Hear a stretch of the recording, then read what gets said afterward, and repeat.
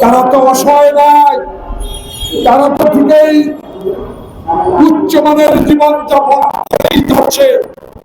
আমরা খেটে খাওয়া মানুষগুলো যারা এনাগরের বিরুদ্ধে, যারা মেহেদির বিরুদ্ধে, যারা হারুনের বিরুদ্ধে, যারা বেনজিরের বিরুদ্ধে আমরা সংগ্রাম করেছি, আমরা মেহনতি মানুষ, আমাদের অর্থ নাই, আমরা কষ্ট করেই যাচ্ছি।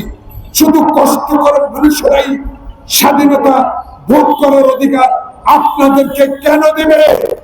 আপনারা চোর, আপনারা ডাকাত, আপনারা গণতন্ত্র হত্যাকারী, তাই গরিব আপনাদেরকে সেই সুযোগ করতে দিবে না। তাই আমাদের বুকে সব সাহস আছে, আমরা চিৎকার দিয়ে কথা বলতে পারি, কারণ আমরা ঘুষ করে নেওয়া